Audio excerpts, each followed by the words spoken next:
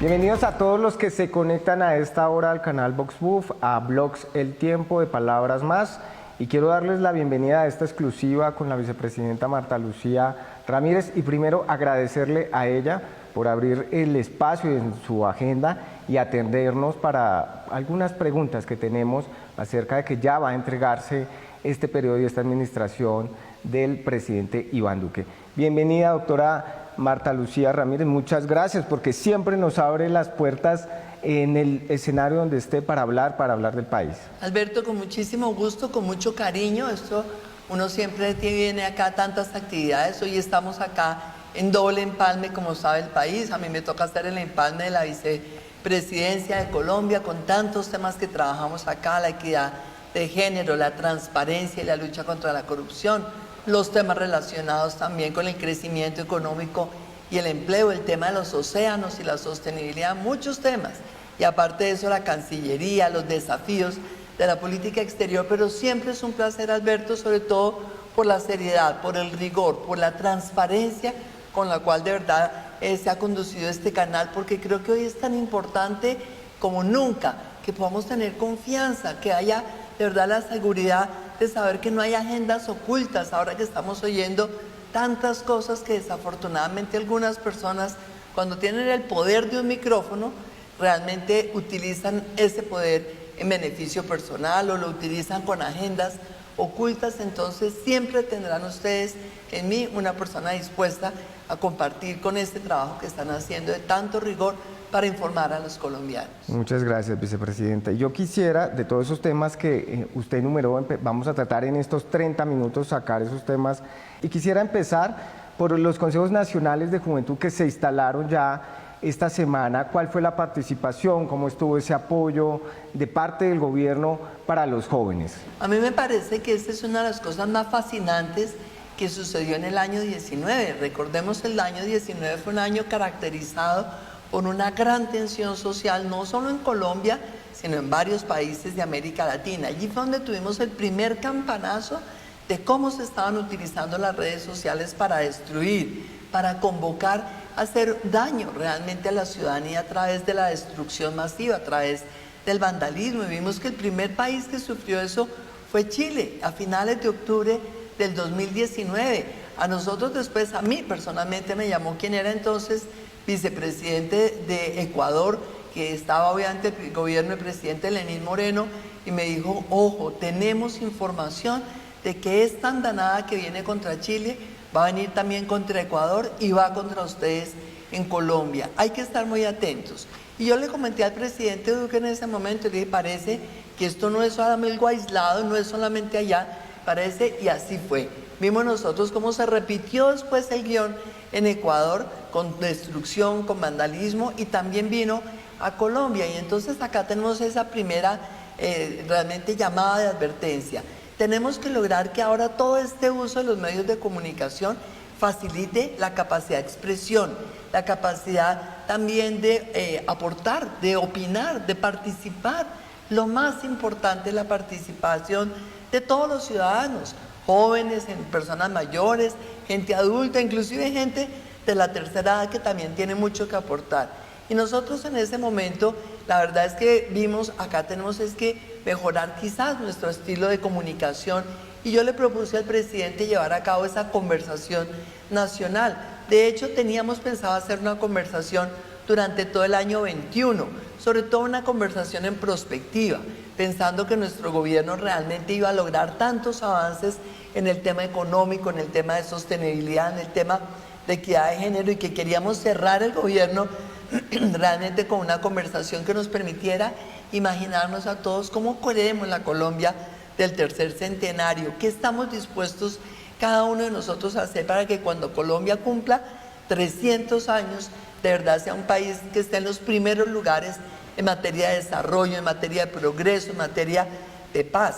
Pero cuando se vino esta situación, pues le dije al presidente: anticipemos nuestra conversación nacional y establezcamos una manera de diálogo distinta con los jóvenes. Todo esto que ya está diseñado, podemos traerlo un año antes, y se inició esta conversación nacional. Y encontramos entonces que ante el descontento, ante toda esta gran prevención ciudadana que había, la gente reaccionó bien cuando el presidente hizo este llamado, les dijo, vamos a hacer una conversación nacional, quiero saber cuáles son los temas que inquietan a los colombianos, quiero que podamos conversar sobre esos temas, que identifiquemos soluciones, que identifiquemos acciones de parte de todos, del gobierno nacional, pero también los gobiernos departamentales, municipales y también de parte de la ciudadanía. Y así entonces empezamos esa conversación nacional que tuvo distintos ejes temáticos. Había mucha gente preocupada por el desempleo y por el crecimiento de la economía, mucha gente preocupada por la implementación del acuerdo con las FARC, muchos jóvenes realmente descontentos porque sentían que no tenían canales de comunicación y de expresión, tenían escepticismo, y entonces esta conversación nacional fue fundamental porque allí los jóvenes dijeron, queremos que se organicen estos consejos de juventudes. Esto ya estaba previsto en la ley desde antes, pero se los habían dejado en el tintero desde muchos años atrás, y los jóvenes insistieron, el presidente Duque dijo, por supuesto que sí, vamos a instalar los consejos de juventudes, que es la primera vez que se hace una elección popular, donde los jóvenes eligieron para ellos y escogieron realmente esta gran cantidad de consejeros de juventud, 49 consejeros, que en este Consejo Nacional de Juventudes van a tener un protagonismo y una responsabilidad enorme, estar allí aportando, escuchando, haciendo seguimiento a la labor que se hace en lo público, pero también aportando sus ideas. Y estas ideas se van a oír y se van a tener que tener en cuenta. Colombia está dando un gran ejemplo en esta materia y por eso he querido hacer el recuento. Cómo vivimos un momento de tanta tensión y pudimos a partir de allí construir algo tan positivo y tan innovador en materia de política pública. ¿Cuán importante es, el rol de los jóvenes? Porque algo que generó el malestar social, tanto en Chile y como ahora en Colombia, se le atribuye muchas veces a lo que fue la reforma que estaba pasando el gobierno nacional, la de Carrasquilla. Se hablaba que los jóvenes tuvieron un gran protagonismo en ella, pero evidentemente se ve que sí se necesita una reforma.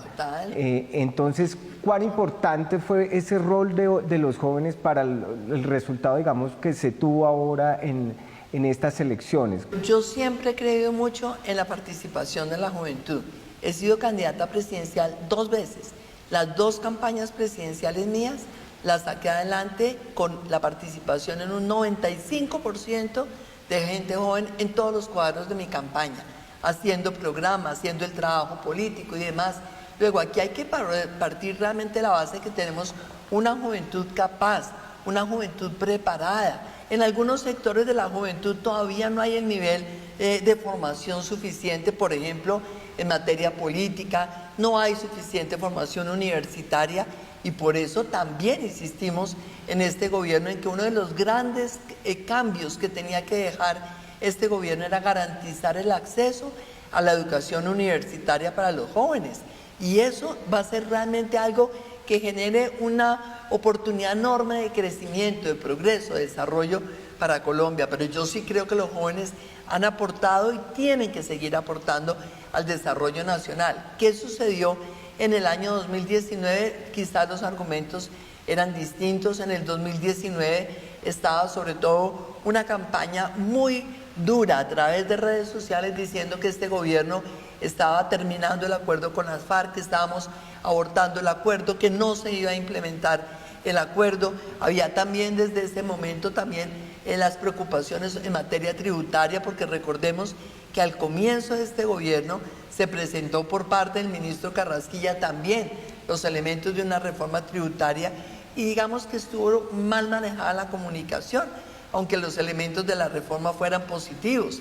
De hecho, buena parte de la reforma a la que ha hablado el gobierno electo, algunos de los miembros del gobierno del presidente Petro, es una reforma que va a tener los mismos contenidos que tenía esa reforma. Entonces, esto nos muestra que fondo y forma son muy importantes. Hay que hacer una reforma que de verdad nos permita a nosotros que todos en Colombia contribuyamos a unas finanzas públicas sólidas, que contribuyamos en la medida en que haya rentas, en la medida en que haya ingresos. Nadie pretende que la gente que no tenga un ingreso vaya a pagar impuestos, pero cuando hay renta, cuando hay utilidades, cuando hay unos ingresos estables, es lógico que todos aportemos un poco menos, un poco más en función del ingreso.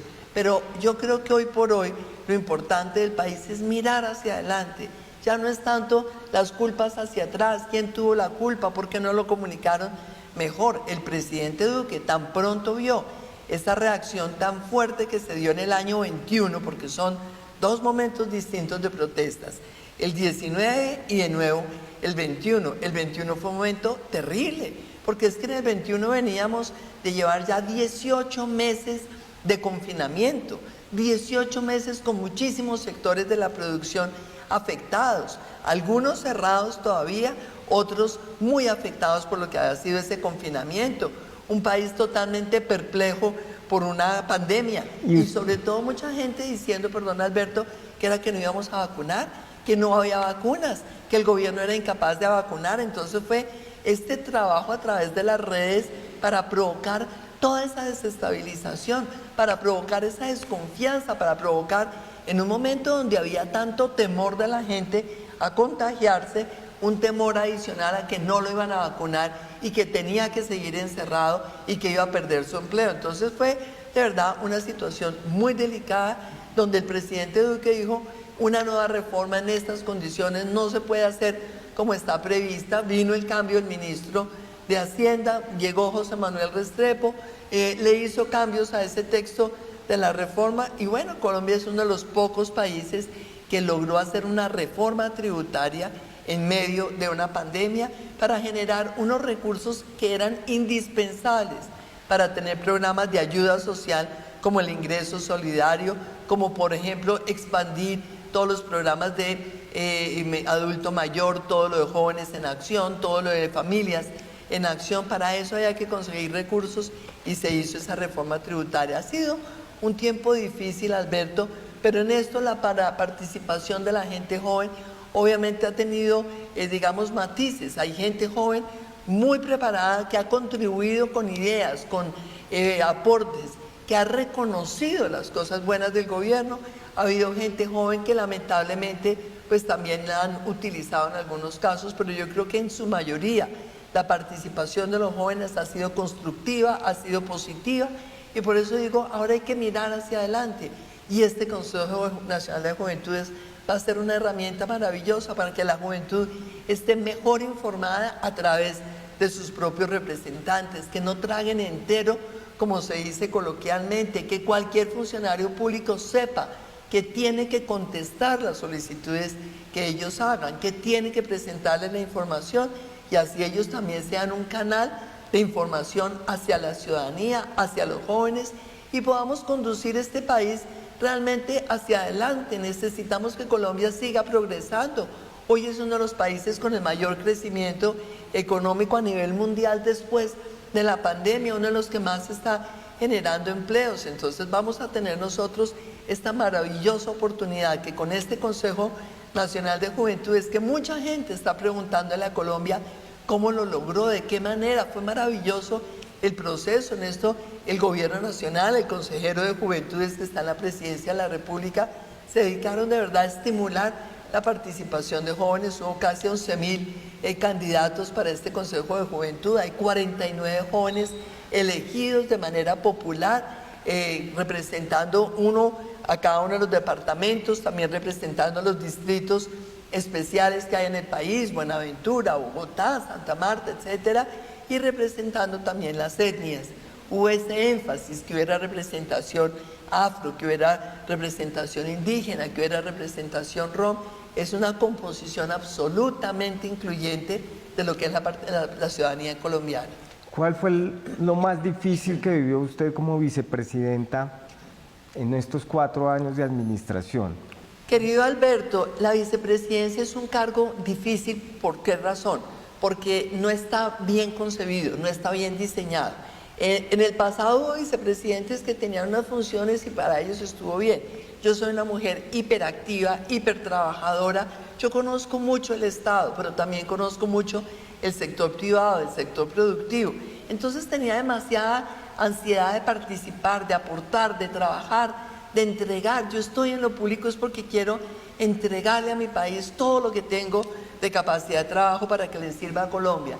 Entonces uno ahí empieza a sentir que la vicepresidencia es todo y es nada, porque no tiene ni autonomía presupuestal, no tiene recursos, no tiene un gran equipo y obviamente uno tiene que ir todo el día como piscando cáscaras de huevo, que no se moleste el presidente si uno opina sobre unos temas, que no se molesten los ministros pensando que uno quiere interferir en sus temas. Yo soy una persona que más que buscar protagonismo, lo que busca es acción.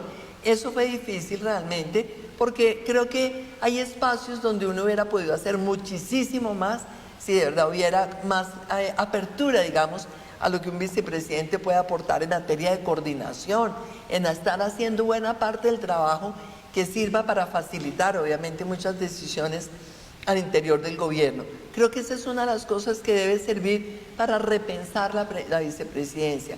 Porque, ¿qué sucede? La función constitucional del vicepresidente es reemplazar al presidente cuando falle. Es decir, si se muere, una falta definitiva. Pues nadie quiere que se muera. En mi caso, quería un presidente joven que estuviera vivo hasta el final, actuando, un presidente que ha hecho tantas cosas positivas. Luego uno no puede quedarse como un mueble viejo esperando a ver en qué momento lo llaman al relevo, sino quiere trabajar, y eso es lo que creo que hay que repensar. ¿Qué tipo de funciones permanentes debe tener la vicepresidencia más allá de lo que le asigne cada presidente? ¿Qué estructura propia debe tener la vicepresidencia para que sus funciones realmente tengan un impacto mayor en lo que es la tarea del Ejecutivo? Y entonces yo en ese sentido he venido haciendo un análisis, cómo funciona la vicepresidencia en Estados Unidos, en otros países, cuáles realmente son esas funciones propias que de verdad le dan un valor agregado importante. Pero en mi caso personal, que además me traje temas muy importantes, yo le dije al presidente, quiero traer el tema de equidad de género, quiero traer el tema de transparencia y lucha contra la corrupción. Yo en eso me identifico mucho con los jóvenes. No queremos un país con corrupción, no queremos un país con opacidad, donde uno no sepa por qué se toman las decisiones y tenga a veces la impresión de que se están defendiendo intereses particulares y no el interés general. Por eso es que he trabajado siempre que la transparencia nos obliga a poner todo sobre la mesa, que haya luz, y si hay luz, hay menos riesgos de corrupción. ¿Qué tan difícil es el tema, por ejemplo, de la corrupción? Porque, digamos, este gobierno tampoco fue en excepción, digamos, en ese tema. También se filtró que hubo personas que, digamos, en cargos importantes, que tuvieron algunos líos en temas de corrupción. Yo creo, Alberto, lo más importante es que cuando un ciudadano tenga la más mínima información, es importante hacerla conocer para que se actúe a tiempo. Por eso estoy insistiendo en transparencia, prevención, porque es que cuando uno es exitoso es cuando logra prevenir los casos de corrupción, no cuando salen los casos a la luz. Lo que tenemos es que hacer que cuando salen a la luz la justicia opere eficazmente, la justicia diga dónde hubo responsabilidades, quiénes son los responsables de que se pierdan recursos públicos. Eso es muy importante.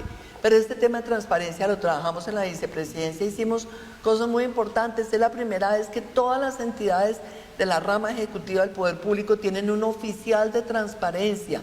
Eso es la primera vez que lo hace un gobierno en Colombia y en cualquier lugar del mundo, un oficial de transparencia que hace parte de una red que se llama RITA. Y esos oficiales de transparencia tienen esa función, detectar dónde hay opacidad, dónde hay riesgos de corrupción, trabajar sobre el riesgo, avisarle al ministro, a la cabeza de la entidad, aquí hay riesgos de corrupción, tenemos que cerrarlos. Y la verdad es que ese fue un trabajo importante, logramos sacar adelante una ley muy importante donde se pone también sobre la mesa quiénes son los beneficiarios reales de toda la contratación pública, cuáles son, la verdad, esas empresas en donde de pronto hay una sola persona que es el accionista de muchas empresas distintas, pero aparentemente lo que hay son empresas diferentes y la gente entonces no conoce quién es el beneficiario real. Hay muchas cosas, pero atendiendo a la pregunta de Alberto, ¿qué fue lo más difícil? Francamente lo digo, el hecho de ser una mujer en la política siempre supone desafíos adicionales. Yo soy una mujer que se ha preparado durante 40 años de la vida conociendo el Estado. He trabajado muchos años de mi vida en el sector privado y me fue siempre bien y fui exitosa en el sector privado. Yo no estoy en la política porque necesite la política, ni porque me beneficie, ni porque me haya enriquecido. Pero sí creo que en el caso mío hubo un ensañamiento para atacarme descalificándome, descalificaciones de toda índole, las burlas sobre la vicepresidenta, las caricaturas, los memes, pero lo más grave, el desprestigio personal, las calumnias. Tuve muchísimas calumnias y como a mí no tienen cómo encontrarme absolutamente nada, porque no tengo nada oculto, porque no tengo nada indebido, nada ilegal, entonces se dedicaron a atacar a mi familia, a mi esposo, a los socios de mi esposo, a una oficina, y entonces uno dice, esto es duro porque hay un punto donde uno se confronta y dice, yo quiero hacer por Colombia todo lo que esté a mi alcance, yo no tengo límites en mi capacidad de trabajar, no tengo límites en entregar lo que sea por este país, pero sí tengo un límite y es cuando uno ve que están haciendo todo lo posible por destruir a los seres queridos, solo por afectarlo a uno políticamente, por sacarme a mí de la carrera presidencial, porque yo claramente estaba pensando participar en esta carrera presidencial. Y cuando vi que hace 2 años empezaban los ataques, dije, no importa, voy a seguir adelante sirviéndole al país, pero claro, hace 1 año, por las nuevas protestas que vinieron, con todo ese caos que había, dije, yo quiero seguir una carrera presidencial, sí, estoy dispuesta a pesar de tantas dificultades y dolores, sí, pero primero estuvo el deber con el país y resolví quedarme a acompañar al presidente cuando vi realmente que estábamos corriendo el riesgo hace 1 año con todo ese vandalismo, con el país de verdad cercado, con tanta parálisis en las carreteras, con ambulancias, misiones médicas, todo el desastre que vivimos en el 21, dije, me quedo en el gobierno, lo ayudo, pero ha sido de verdad un tiempo muy duro en lo personal, porque no se vale hacer la política así, porque no se vale a partir del desprestigio y de las calumnias, porque hay periodistas, y lo hemos oído recientemente en esta semana, que desafortunadamente utilizan el poder de un micrófono para destruir, porque tienen intereses de la naturaleza que sea. Yo no me atrevo a calificarlo, pero bueno, basta con todo lo que hemos oído durante esta semana. Entonces yo pienso, la verdad, eso es duro y es lo que le he recomendado a la nueva vicepresidenta. Cuídese mucho. Primero hay que cuidar el alma, hay que no dejar uno que toda esta cantidad de insania, de calumnias, de todo, le dañan a uno el alma. Yo todos los días trato de cuidar el alma, soy una persona que tiene mucha fe en Dios, tengo unos principios morales muy sólidos, pero hay que cuidar el alma y le he aconsejado a ella, tenga todo lo suyo muy transparente para evitar realmente que con insidia, que con calumnias, con desprestigio terminen minando la capacidad de trabajo. En mi caso no lo lograron, pero es duro, efectivamente duele. Pero, ¿y qué hacer, vicepresidenta? Porque la política se está convirtiendo en ello. Miremos las elecciones, estrategias para desprestigiar al otro.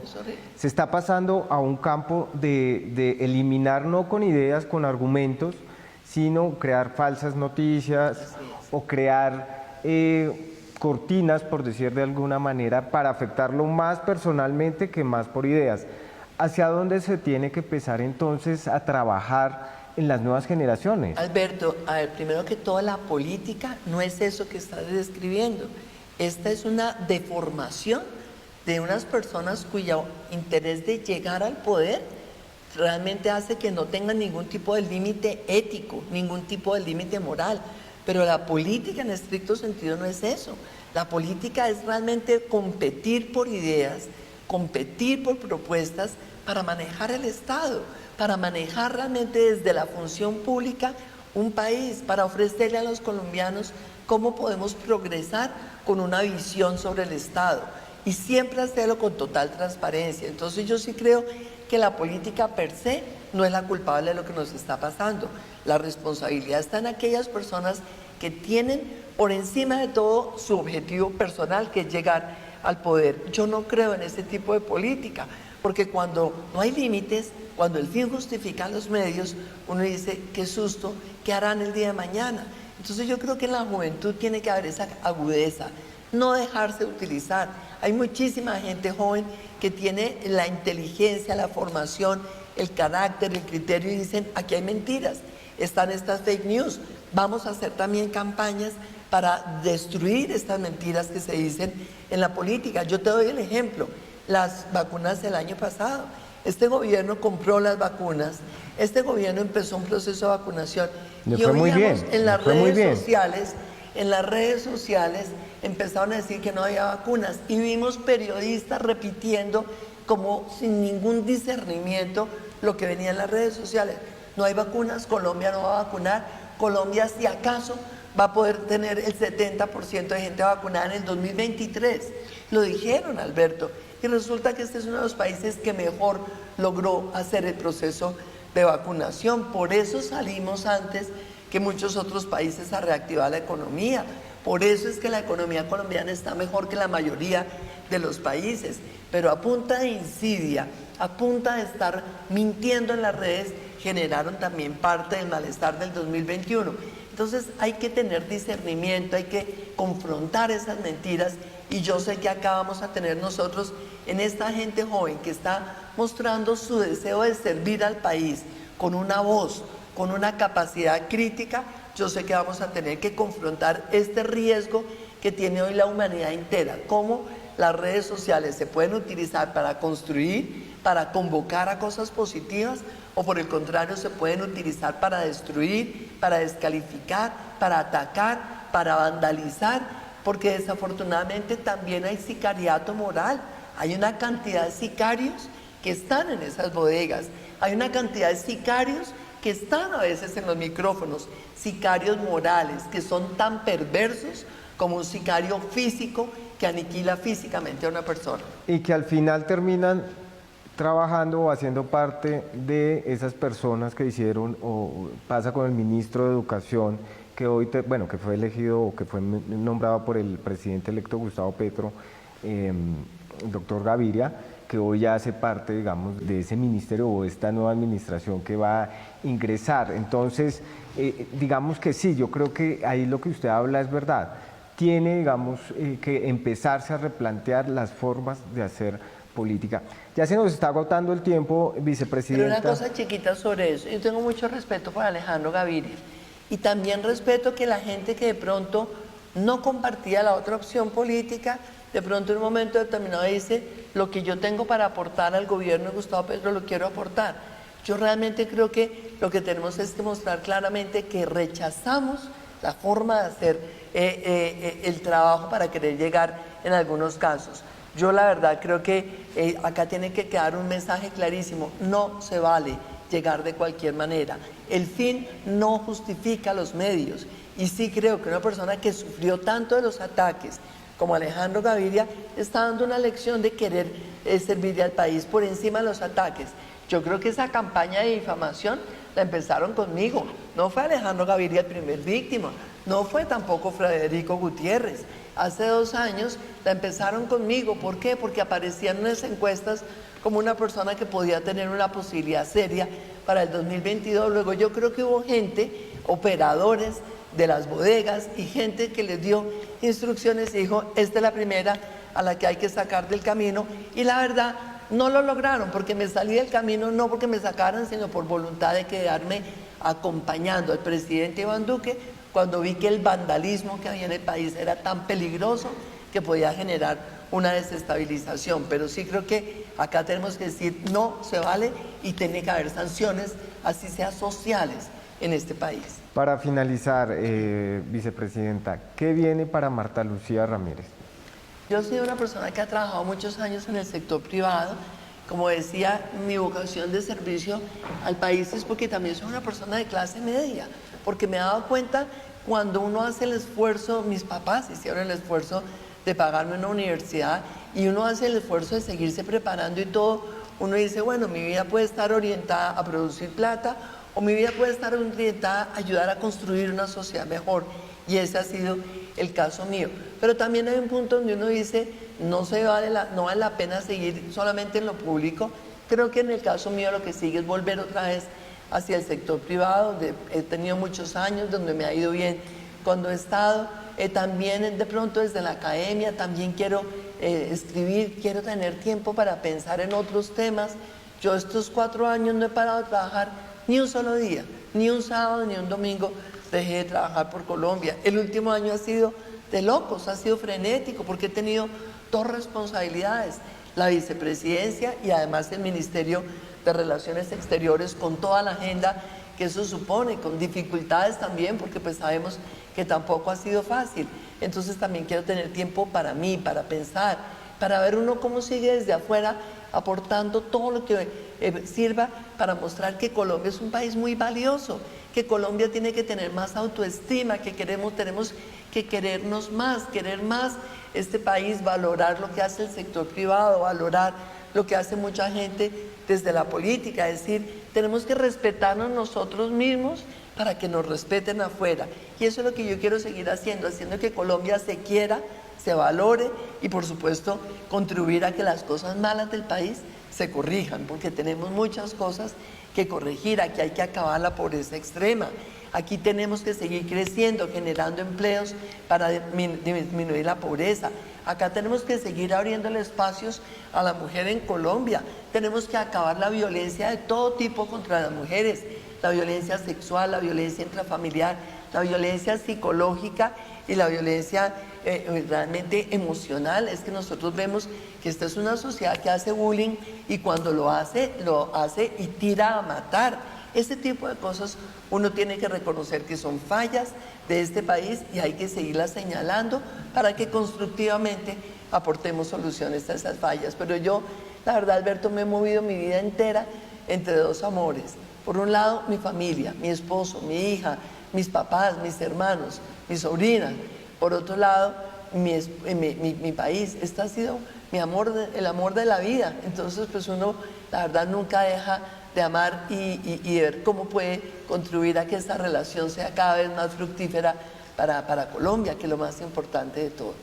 Bueno, doctora Marta Lucía, yo quiero agradecerle este tiempo que tomó con el canal VoxMove, con Palabras Más, con blogs El Tiempo, y agradecerle y invitarlos a todos a que nos sigan en @palabrasmás, @canal VoxMove. La invitamos a usted una vez que ya haya definido qué va a hacer puntualmente, la esperamos en el canal para que sigamos hablando, porque creo que se nos queda algo que es quién va a ser oposición en este país, cuáles van a ser esos protagonistas de la oposición de este gobierno que al día de hoy no se ven con claridad.